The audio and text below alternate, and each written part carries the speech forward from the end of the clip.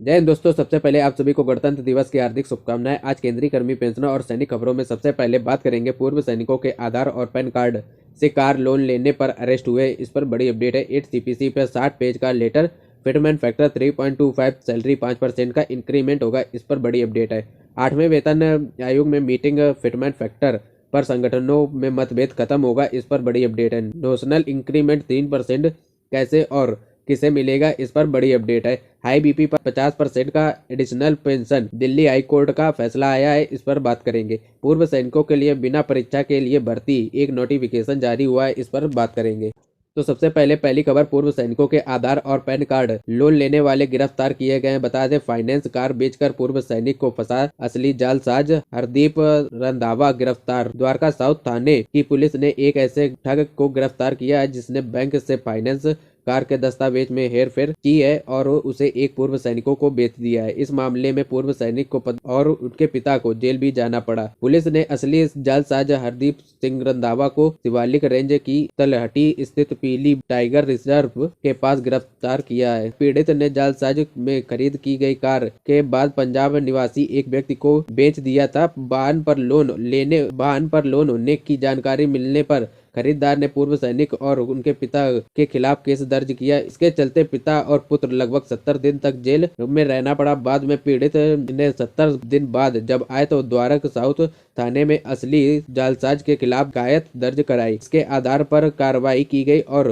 उसे आज पकड़ लिया गया। एक दूसरी खबर है, 8वें वेतन आयोग को लेकर। 8वें वेतन आयोग में फिटमेंट फैक्टर को लेकर कर्मचारी संगठनों में एक राय नहीं है। रिपोर्ट के अनुसार कर्मचारी संगठन 3.25 फिटमेंट फैक्टर की मांग कर रहे हैं। 5% वार्षिक वेतन वृद्धि की भी मांग कर रहे हैं, लेकिन दूसरे जो कर्मचारी संगठन है वो 2.86 की मांग कर रहे हैं। जैसे कि एनसीजेसीएम जो है, एनसीजेसीएम शिव गोपाल मिश्र, उन्होंने कहा है कि मेमोरेंडम दिया था सरकार को, उसमें 2.86 की मांग की गई थी। और इसके बाद all India national employees federation के अध्यक्ष मनजीत सिंह पटेल ने 2.64 की मांग की थी, जबकि पोस्टल डिपार्टमेंट में कर्मचारी संगठन उन्होंने 3.25 की मांग की है। तो अभी कर्मचारी में फिटमेंट फैक्टर को लेकर एक राय नहीं है, उसमें मतभेद है। इसको लेकर मीटिंग की जा रही है कि ये जो मतभेद है सबके अलग अलग है, मेमोरेंडम है, इसको लेकर मीटिंग की जा रही है। 8वें वेतन आयोग में जो केंद्र सरकार की तरफ से 8वें वेतन आयोग गठित किया गया है, उसमें कर्मचारी पक्ष राष्ट्रीय परिषद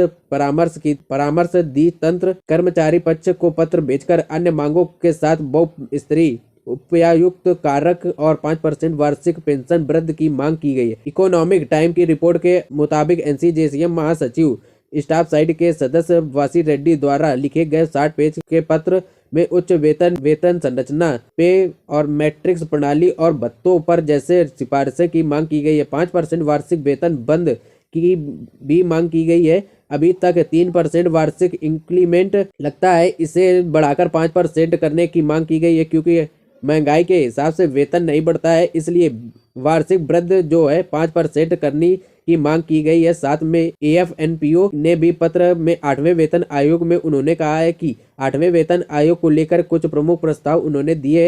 एएनएफओ ने कहा है कि अगले वेतन आयोग में जानबूझकर और आवश्यकता के अनुसार भी सभी स्तरों के फिटमेंट फैक्टर एक समान रूप से नहीं दिया गया है, इसलिए विभिन्न केंद्रीय कर्मचारी स्तरों में एंड्रॉयड फार्मूले के आधार पर 3.0 से लेकर 3.25 के बीच फिटमेंट फैक्टर की मांग की गई है। स्तर 1 से लेकर 5 तक के फिटमेंट फैक्टर को 3.0 और स्तर 6 से लेकर 9 तक के 3.25 और स्तर 10 से लेकर 12 तक के जो पे लेवल है उसमें 3.1 और पे लेवल 13 से 13A में 3.05 इस तरह से मांग की गई है। और जो पे लेवल 17 और उससे ऊपर 3.25 की मांग की गई है। तो ये फिटमेंट फैक्टर अलग अलग की मांग की गई। कल कई कर्मचारी संगठन इससे नाराज भी हैं। उनका कहना है कि फिटमेंट फैक्टर पे कमीशन में अलग अलग मांगा जाता है, जबकि ये कहीं तर्क संगत नहीं है कि फिटमेंट फैक्टर समान होना चाहिए, क्योंकि बेसिक पे पर फैक्टर दिया जाता है और बेसिक पे सभी का अंतर होता है। तो ये पे लेवल 18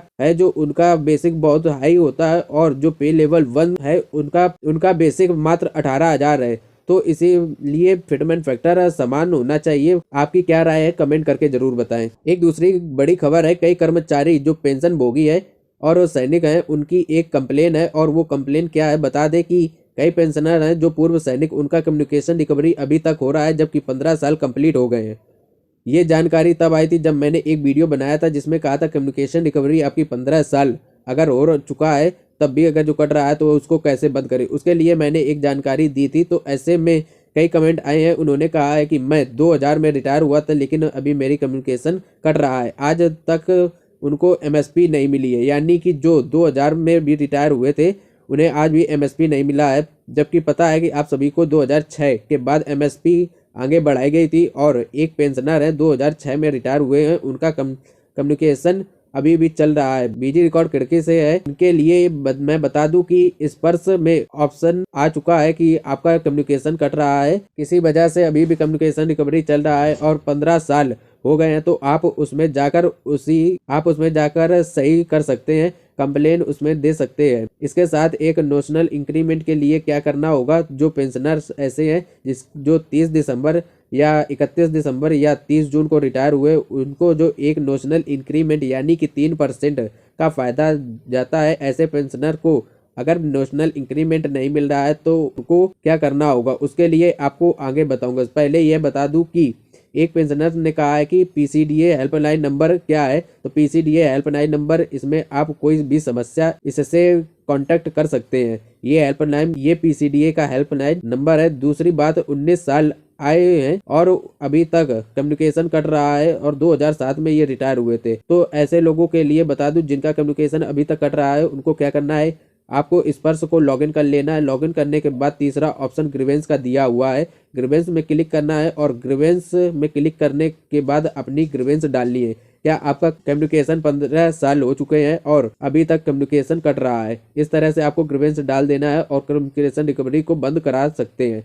ये ग्रीवेंस डालने के बाद 15 दिन के अंदर अंदर आपका कम्युनिकेशन रिकवरी बंद हो जाएगा, अगर 15 साल हो चुके हैं तो। एक दूसरी बड़ी खबर है, हाई बीपी वाले सैनिकों को अब डिसेबिलिटी पेंशन मिलेगी। सरकार ने जो नियम बनाया था उसमें हाई कोर्ट ने रोक लगा दी। हाई कोर्ट ने कहा है कि हाई बीपी वाले लाइफ टाइम डिजीज नहीं है। हाई बीपी से अगर एक परिवार को होता है तो ये दूसरे परिवार को ऐसा नहीं हो सकता है। बीपी वाले पेंशन जो एक एयरफोर्स में सैनिक हैं उनको हाई बीपी की वजह से उनकी पेंशन नहीं दी गई थी, 50% डिसेबिलिटी पेंशन। इसके बाद उन्होंने कोर्ट का दरवाजा खटखटाया और कोर्ट ने उन्हें कहा कि हाई बीपी भी एक लाइफ टाइम डिजीज़ है और इसे डिसेबिलिटी पेंशन से डिनाइड नहीं किया जा सकता है, डिसेबिलिटी पेंशन देनी होगी।